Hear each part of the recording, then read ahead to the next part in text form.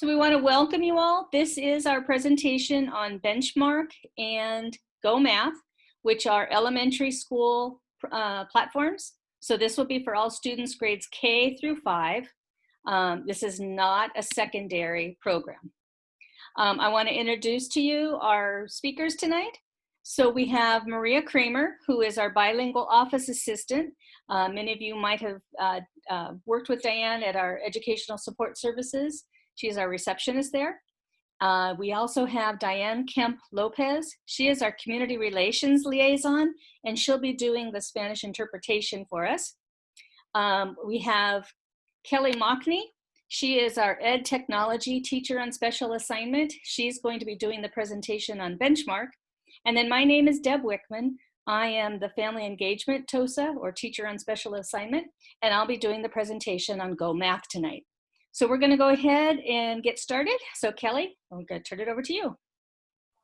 All right, well, welcome to this evening's presentation. So I'm going to talk to you about our kinder through 5th grade benchmark English language arts curriculum that we've had. This is our 2nd year implementing it, so it's fairly new to our district. And I'm going to talk a little bit about what it looks like in a regular classroom when we're face-to-face, and how it also translates to our virtual learning environment that we're in now. So in a face-to-face environment, the teacher is doing a mixture of whole class instruction for mini lessons on reading, writing, phonics, spelling, listening and speaking skills, and students do independent work, and then they do small group work, and the teacher can do differentiated instruction in the language arts block. So what that might look like in our virtual environment is you might see the teacher doing some whole class mini lessons on a Zoom call, and the teacher might assign some independent activities to do on Seesaw or Google Classroom, and we'll talk about some of those assignments today. And the teacher might meet again with some small groups and have the students do some more independent work, reading, writing, all throughout the cycle. And this just continues throughout the lesson blocks. So you can see that there's a lot of content that's involved in our benchmark curriculum, and a lot of skills and standards being met, and right at the students level, and the teachers doing that small group work. So how do students access Benchmark Universe? Now, students should have a benchmark book that comes home with them. And I wanted to, it was a question in the last session today. The teachers right now for the first 3 to 4 weeks of school have been doing reviews and routines and getting to know you activities, teaching the tools, Zoom, all of those things. So you might not have seen Benchmark started yet, but after our iReady testing that's going on in these couple weeks, into this week into next week, you might start seeing some of the Benchmark content come home and the assignments being assigned. So where you can access it, they might get their booklet that has readings and writing activities in it. And then there's additional activities that students can access on Benchmark Universe, and they can find that on their portal link. When they access Benchmark, it's going to ask them to sign in with Google. It's a little, it's an extra step to sign in, but that's how. I'm sorry. Was there a question? No, sorry. Okay. I'm getting an echo. Okay. So you'll see the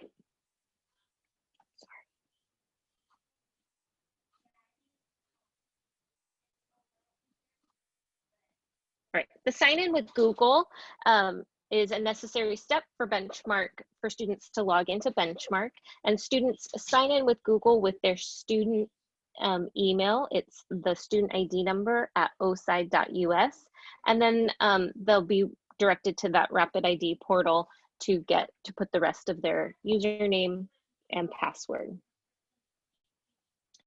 Once the students are logged in,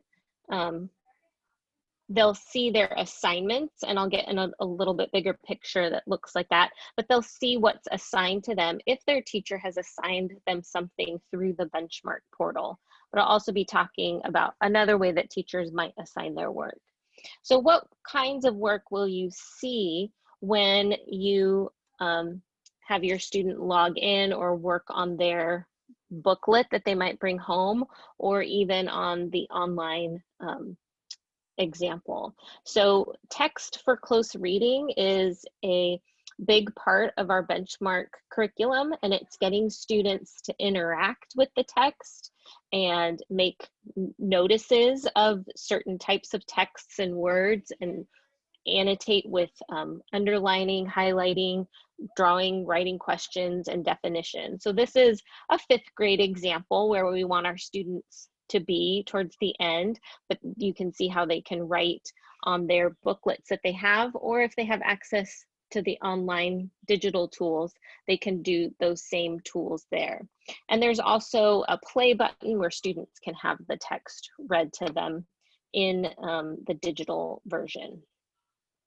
You'll also see in the digital version more ebooks. There's a student library that the teachers can assign to the students and put books in their bookshelf.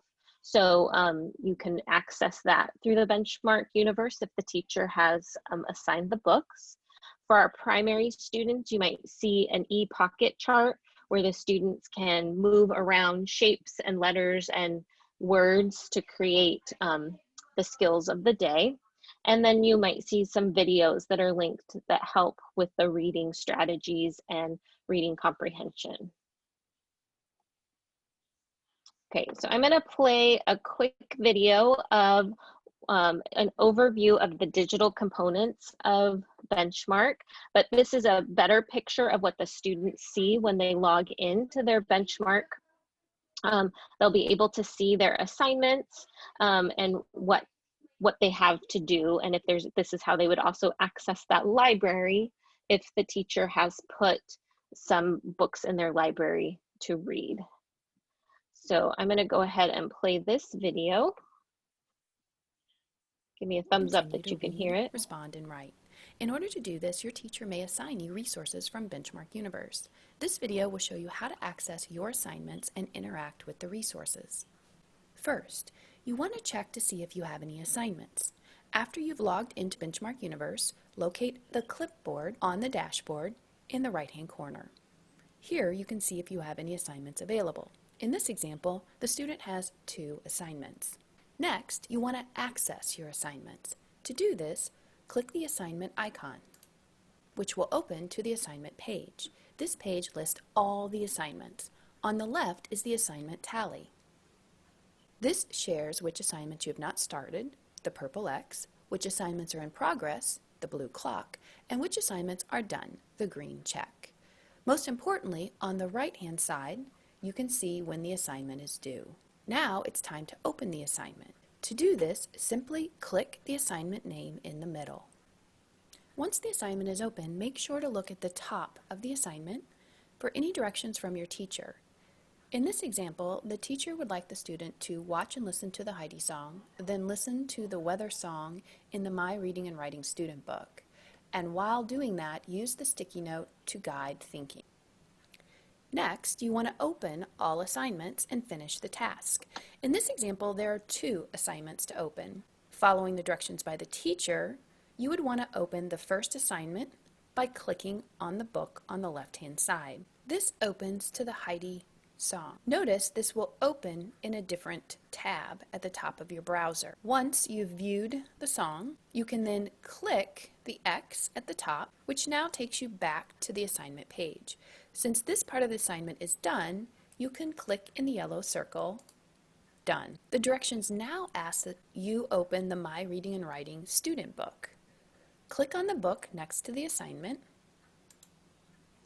The instructions said to turn to pages 4 and 5 to locate the text called the Weather Song. This can be done in 2 ways. You can locate the pages by clicking on the bottom right, Or you can click the gray arrow and select the arrow on the right to click to the pages quickly.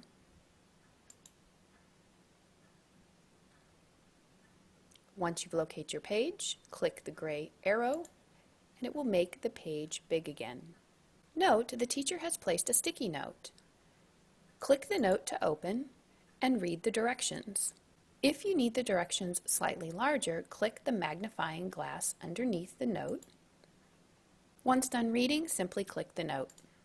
As you read the text, keep the directions, the question, or the task in mind to be able to share and respond with somebody at home. Remember, the book opens in a separate tab. Once you are done, simply click the X, which now takes you back to the assignment. Since you finished this assignment, you can click in the yellow circle, which now turns to a green check. When completely done, click the red X, which now takes you back to your assignment page. Once finished, Okay, so that shows you a good overview of how to complete an assignment within our benchmark curriculum. And that is when the teacher is sending the student right to benchmark to look at their assignment. Another way that teachers might add an assignment is through Seesaw or Google Classroom. So the teacher might put the link right to the book or right to the lesson in Benchmark. And the student would still need to sign in, but be able to complete the activity that way. So just be aware of how your teacher's assigning that.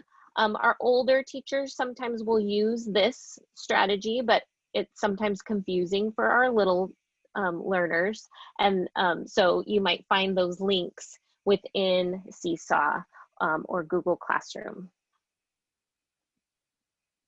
All right, are there any questions about Benchmark or the language arts curriculum?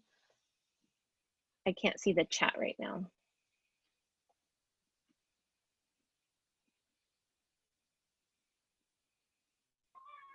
Yes, I do have a question. So, so Benchmark only third graders and up students? It's actually, there's Benchmark has a TK component and all the way to 5th. So, but not all the teachers use it, right? All of the teachers use it, but they might not be using it yet. They're still getting the classes going. So expect it probably next week. You might start seeing some of the readings and activities come home.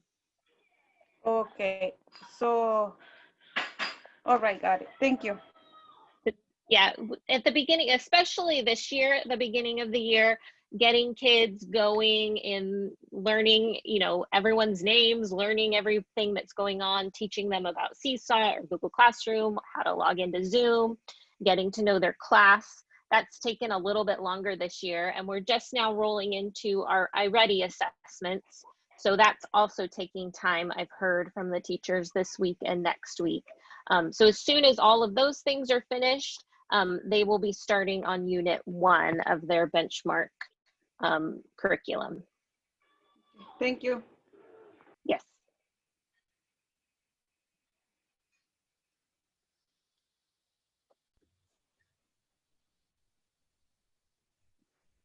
Deb, you're muted. Thank you.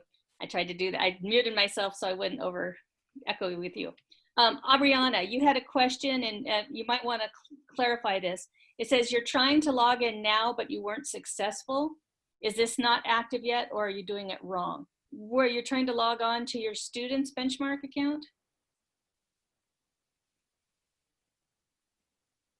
Yes. Yes, okay. So there might not be any content for the student to access in there. They might not have anything in their library. They might not have any assignments yet because the teachers are still getting to that point. So communicate with your teacher to see if there's something in there for your student to do, but the students should be able to log in because they're in the system. And the video that I showed is also available in Spanish if you'd like to watch that later. We have another question. it says Benchmark is basically just a platform where assignments can be done, correct? Or is it a testing platform to see what they have learned? So Benchmark is our complete language arts curriculum. And I'll go back to the screen that shows the complete overview of the program. It encompasses all of the students' guided reading, spelling, phonics. In the classroom, there's a lot of hard print things that the students would have access to. All of these types of books and things. The students have a consumable workbook that they get every unit. So there's 10 units. So those come home with the students when they're in virtual learning. There's small books that the students can read in class, but since we can't be face-to-face in class, they can access those books on the Benchmark Universe thing. So everything that the students would have in the classroom with paper, pencil, and books is also available online. So teachers are doing their best to balance how much students are getting, but they do still have the access to everything. There's assessment involved with Benchmark, but it's not our assessment program. It's what the teachers are using to teach students reading, writing, listening, and speaking. Kelly, a clarification on the logging in. Parent wants to know, is it the ID and gmail.com or is it the ID at OUSD.com? I will type that in because it does get confusing. It's the student ID at oside.us. And at the end, I will show you some other documents that you can check that will walk you through step by step how to log in and what to put. So most of the student ID numbers are like 104789. It's like a 7-digit number. So they put that number at oside.us, and that's how they log in for Google. That's their Google email, but it's with Oceanside. Great. So thank you for clarifying. Yes, great. All right. If there's no more questions for Benchmark, or if you think of them later, I can answer them at the end, but I think we're ready for Go Math. Actually, I do have a question. Sorry. So, yeah. You know how last time we talked about the Google Classroom and how parents could get notifications or like pretty much a list of all the assignments? For Benchmark, is it the same thing? Like, are we gonna get, like for middle schoolers, are we gonna get like the same thing? Benchmark does not push anything out like that, but I would assume that your teachers are either posting in Seesaw that they want these activities done or these lessons. So they might list that in Google Classroom if they're a 3rd through 5th grade teacher and they're using Google Classroom. They might list and link those lessons from Benchmark into their Google Classroom. So you would still get that list if you're subscribed to the parent summaries. And for Seesaw, you can also check what the activities are. So good question. Yeah, and then again, this is not a program that our middle school students are using. This is only elementary. Yeah, and then I see Major, you had a question of how long has Benchmark been around? It's our 2nd year implementing. Benchmark rolled around with the new Common Core standards for California, and it's been around for a couple years, but it's the newest program that we have for language arts.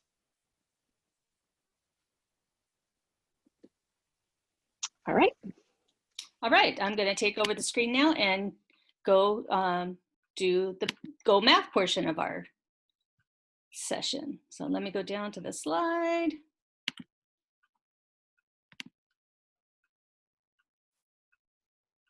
So Go Math is very similar in that the students will access it through their Rapid ID portal. So the icon looks like the little globe that says Go Math. So they'll click on that and it takes them right to their account. There's no other step. They don't have to log in through Google. When they do log on, you'll see there are 3 different options for them. There's one that says things to do. There's another one that says my library, and then another one that says my scores. Things to do is where the assignments are going to be found. So the teacher will assign them an activity or a lesson, and this is where the students are going to access that by clicking on the things to do. The My Library gives them, let me move this over. The My Library is a bunch of resources that the teachers have enabled for the students and for you as parents. There's some very helpful items in here that you might want to refer to. There's some videos, they're called Math on the Spot videos. There's some tools and things that they can use, but a copy of their print book, you have an electronic version of their print workbooks. So those are found in this My Library. The students won't necessarily have to log on to here. They're going to access their assignments all through the things to do. And then the My Scores is a way that you can follow along to see how they're scoring, because anything that's assigned digitally will be scored automatically by the computer, and you can get instant feedback on how the students are performing. So when you click on the things to do, you're going to get a list that looks similar to this. And I'm sorry, it's a little small, but there would just be a list very similar to the benchmark. There's going to be a list of assignments that the teacher has given. And let's go on to, so when a student logs on, this is the student version, this is what it would look like for them. And you'll notice over here on the side, they have several different tools that they can click on to help as they're working through their assignment. And I'm going to take you to a live screen in a moment and show you some of these tools. But I just wanted you as a parent to know about these, because one of the biggest complaints we get, especially with the Common Core Math, is parents aren't always understanding what it is they're asking the student to do, or what the strategy is that they're wanting this child to show. So these examples and tools over here are great to click on. There's one that says view an example. So you can go through and see what a completed problem should look like. There's these Math on the Spot videos, and I'm going to show you that in just a moment also. But I just want to make you aware that these are here. So if your child gets stuck, encourage them to try one of the tools here before you bail them out. We want to give them that time to kind of do some critical thinking, and sometimes it's they may have to grapple with it a little bit, but these can be great resources to help enable them to be successful. And then last year we had some issues. Students would say they had completed the assignment, but you'll notice down here in the bottom right-hand corner of their screen, there's going to be, there's two buttons. One, a save feature. So if they're partway through the assignment but not quite finished, they can save their work to that point and then come back and finish it at a later time. And then there's also another one that says turn in. And they must click on that in order for the teacher to see and the computer to actually grade the assignment. So very important to make sure that they actually click that turn in button when they're finished with an assignment. So this is the Math on the Spot videos that I was telling you about. They're very cute, very engaging. They're usually like 3 to 7 minutes in length. We have a version for the younger students, and then there's a version for the older students. The puppets involved, and they're very engaging, and the students really enjoy them. The nice thing about these is they're offered both in English and Spanish. So as a parent, if you're Spanish speaking, you can view the exact same video in Spanish to help you so that you can support your student.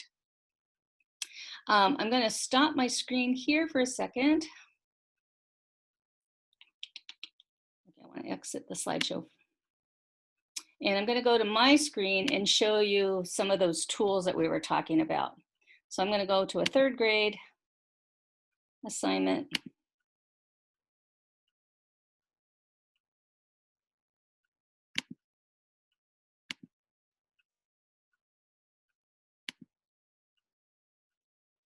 So this is typically what the student screen might look like.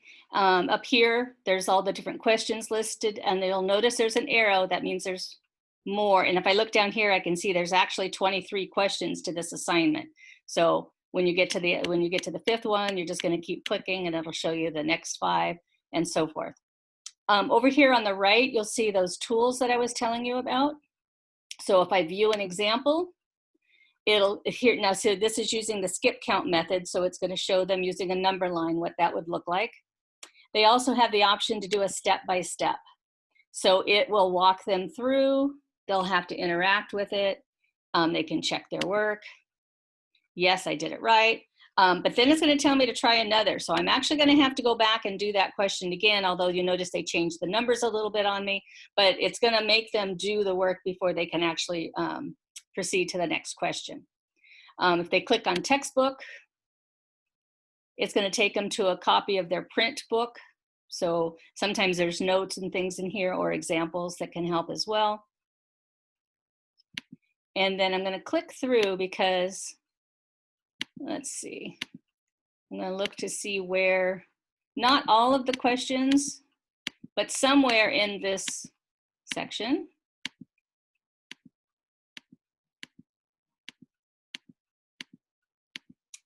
They really buried it on me. There we go. So question 21, you'll notice we have a new tool, and that's the Math on the Spot video. So if I click on that, I'm going to get that quick little video tutorial. So it's a really nice tool to help support the students as they're working through the assignment. And then when I get to the end, it's probably not going to do, because I didn't do the assignment, so it's not giving me that turn in button, but this is where you would see it at the end. It would appear down here in the right-hand column. So let's go back to our presentation. Deb, Devin, we there's have a question Oh, sure. about what happens if a student fails the lesson. So the teacher's going to, okay, so one of the nice things about Go Math is it's a very intuitive program, and it starts to build a profile of your students' strengths and weaknesses. So the more assignments that the student completes, the better the profile is that the computer is able to generate. So as they're moving along and they get to an assignment, the computer's going to know from past performance how well that child's doing. So if they know that the child's been struggling with that skill, it's going to automatically build in a couple of questions to help them warm up and to get them ready for success. And then once the child has completed those warm-up activities, it's going to go into the assignment. So that's a really great feature with Go Math. It has that embedded differentiation for students. And then on the other side, if your student's doing really well with a skill and has mastered it, when they've completed the assignment, it's going to give them some enrichment activities to really kind of challenge them a little bit more. So that's a really nice feature with Go Math. If your child were to turn it in and did not do well, the teacher's going to get that report and is going to be able to monitor. And then there's several other tools that the teacher can assign to help support that child. So we have reteaching pages. There's some other strategies, tiered level supports that the teacher can implement, probably in a small group setting, pulling students aside and working with them on that. But yeah, there are some built-in features to the program that will help with when children are struggling or having difficulty. And then Marjorie, if you could maybe clarify, you can unmute yourself, but your question is, how are students able to connect with each other? How often as well?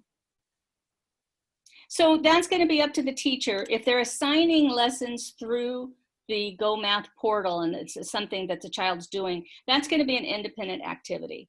But there are opportunities when the teacher is doing whole class lessons, there'll be opportunities there for the teacher to engage the students, maybe having them break out into small rooms to talk about problems. There'll be opportunities for the students to share strategies and to learn from one another. So that can definitely be still built in with the virtual learning. Great. Any other questions? Okay, so Kelly and I are going to stay on and we'll be happy to answer any questions, but I'm going to show you a few other features before we finish our evening. Once again, I just want to remind everybody that we do have tech support. It's open from 7:30 in the morning till 4 in the afternoon. There's an English help desk at 760-966-4444. And then for Spanish speakers, we have 760-966-4443. They're wading through a lot of requests at this time, so you might have to leave a message, but they will get back to you. Things are lightening up now, and I think a lot of the issues have been dealt with, so hopefully you'll be able to get through easily. I also want to share with you on our district website. So this is the home page of the district website, and if you scroll down, you'll see right under the photo here, there's a virtual learning button. So if you click on that icon, it takes you to our virtual learning page. And this is where we're posting information for families specifically to help with a lot of the issues that parents are dealing with during this period of virtual learning. So this is where the announcement was about the parent academies. We are videotaping or recording these lessons. And if you click on this OUSD YouTube channel, you will be taken to our YouTube webpage, and you'll see these are the previous workshops that we've held. So if you missed any of these and you were there and you want a refresher, you can go back and watch the videotaped presentation. So this was our first one on Aries, Rapid ID, and Blackboard. Apex Learning, which was a learning platform for our secondary students. Kelly did a great one on Google Classroom and Seesaw. So if your children are using either of those platforms, those were two really good workshops that I would highly recommend if you missed to go back and watch those. Later this week, we'll be posting the presentation from tonight, and then also our last event on iReady, which is tomorrow at 1 o'clock and again at 6 o'clock.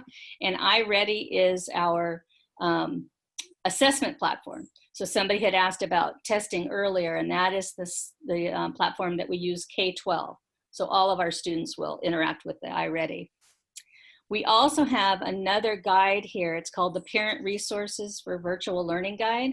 And if you click on that, this is a great document that covers, it has tutorials and little videos and step-by-step directions for most of the programs that we've discussed in these parent academies, and also some of the others that you might see your student interacting with. So, you know, if there's having issues with Zoom, there's some directions here.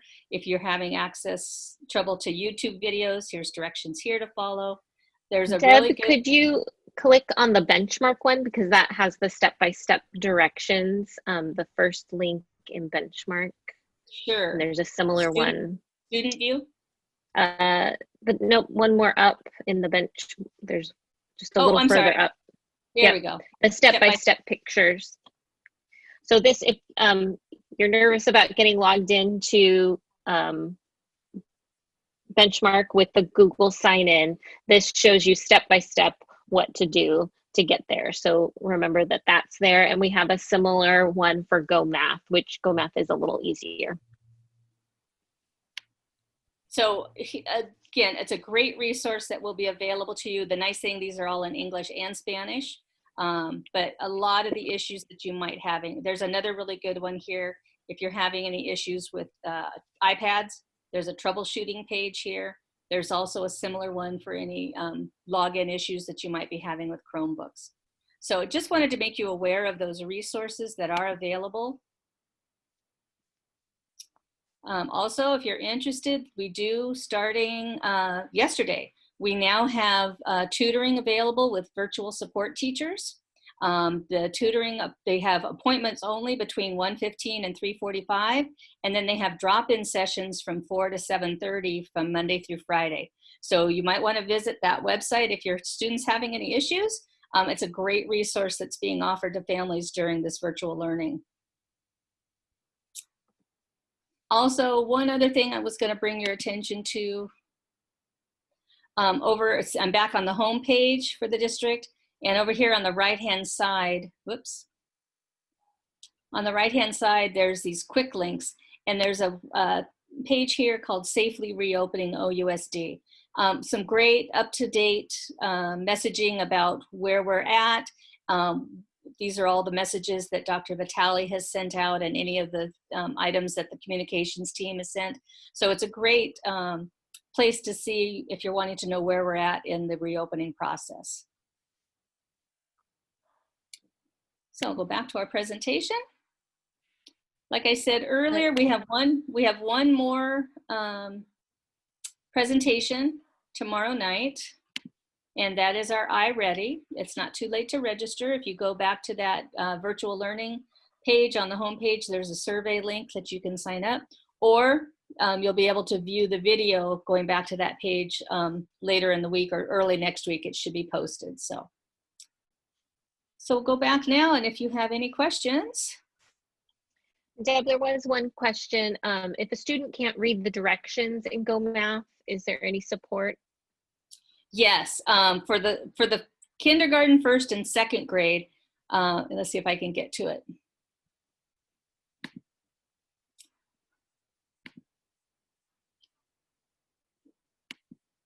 So let me go to a younger grade.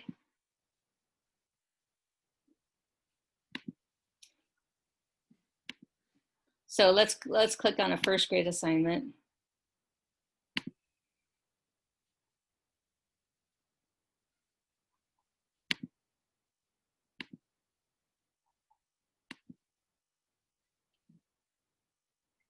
So you'll notice for kinder, first and second, you'll notice in the left-hand corner or to the left-hand side of each question, there is a speaker. And if you click on that, it will read the text to the students. So that is a great feature of Go Math as well. And then Marjorie, I saw you had another question about the latest on plans for reopening. So check that website. That's going to have the latest information that we know. The other thing I would recommend is next Tuesday night, September 8th, is our school board meeting. You might want to log into that and hear the presentations that are and the discussion that's held regarding reopening.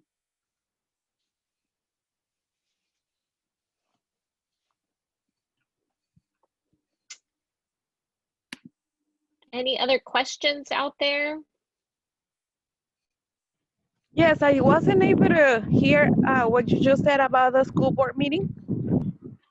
So next Tuesday night, September 8th, there will be an announcement that goes out, or you can go onto the district website, click on our board, and you'll get the link to the school board meeting. And you can log on. It's going to be a virtual meeting, a Zoom meeting similar to this, and you'll be able to listen to that meeting because they'll be discussing the reopening plans then. Okay, thank you.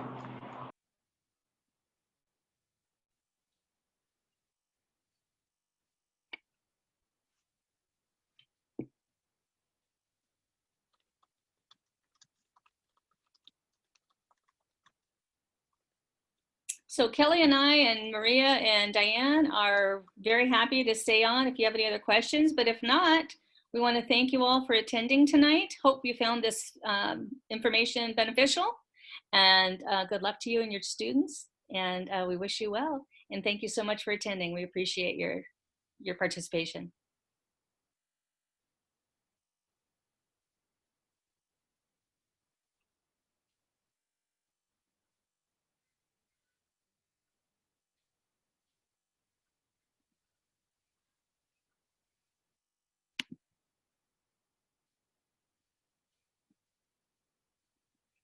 Diane, I'm not sure, you might be getting some questions on your side. Okay, no?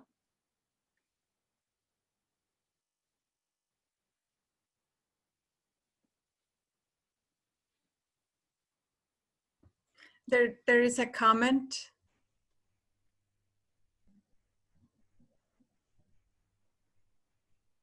And it's just regarding reopening the schools. Yeah, so I would recommend that she attend the board meeting to listen to what the plans are and how we're going to proceed.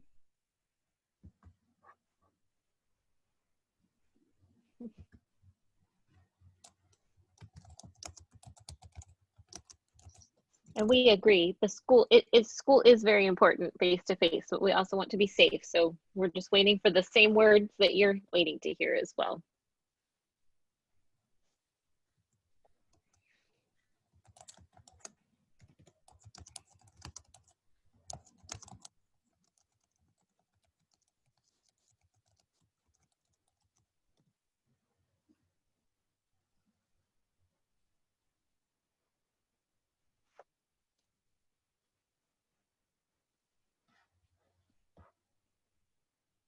I see Diane doing some translation.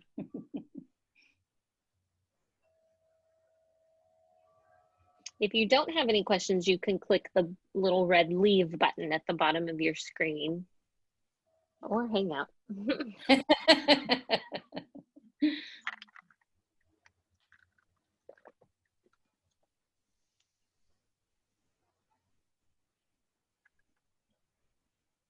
We don't want that either.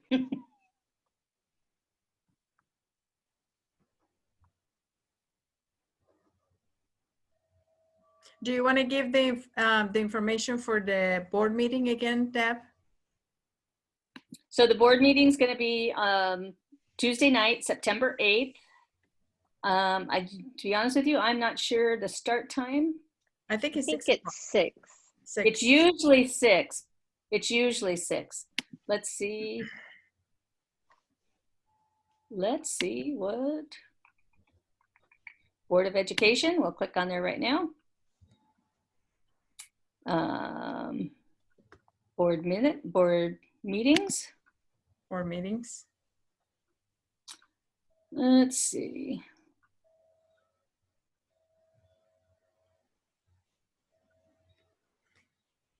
So the board agenda will be posted on Friday. It's usually available 3 days prior. And I don't see 2020 board meeting calendar. Let's see. Oh, So September 8th.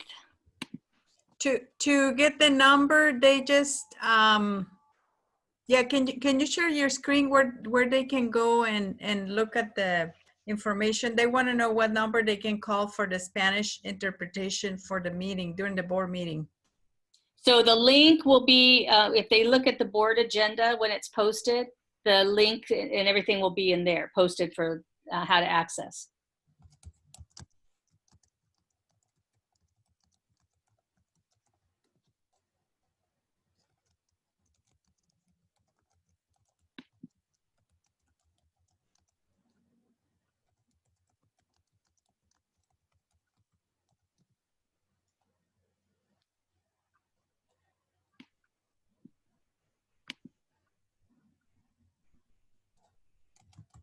Oh, I'm sorry. I wasn't just sharing my screen, was I? No. I was going through and clicking on buttons, but nobody saw. So let me do that again. Let me do that again real quick. Sorry about that. I did a very good job too. So here you go. So back to the district website. Right here, it says board agenda. So when you click on that,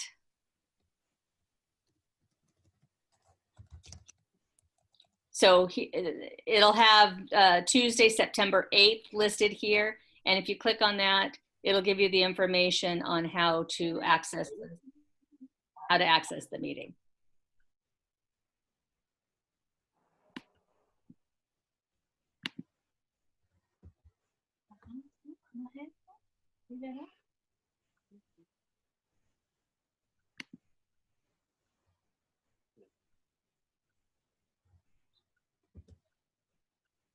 I'm going to type in my email address. So if you have any questions, feel free to reach out. And if I don't have the answer, I will make sure, oops, how about OSIDE? I will make sure to point you in the right direction. Oops. Oh, we have somebody coming in late. Diane's asking if you can show the last meeting agenda.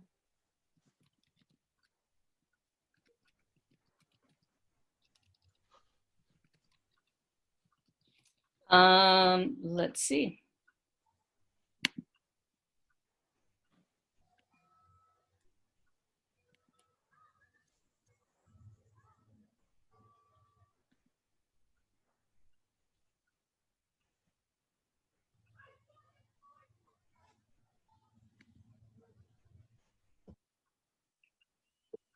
And you can see right there is where the information would be, but this was for last month.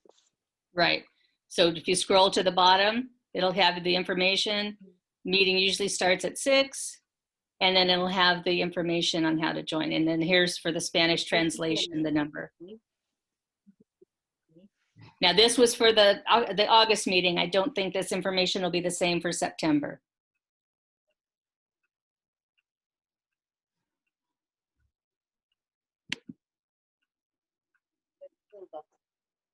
So board agenda.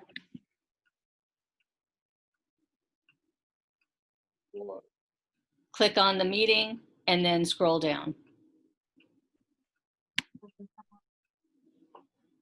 So do we have any other questions about Go Math or Benchmark?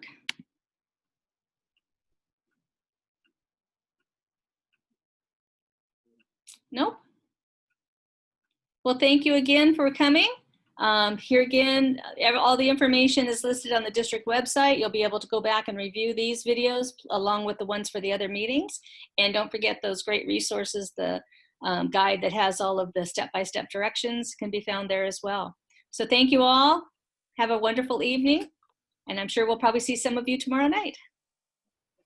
Thank you. Good night. Bye-bye. Good night. And Diane posted the link for the board meeting in there too. Oh, perfect.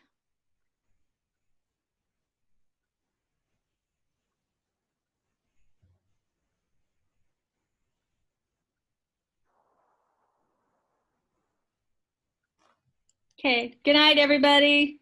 Good night.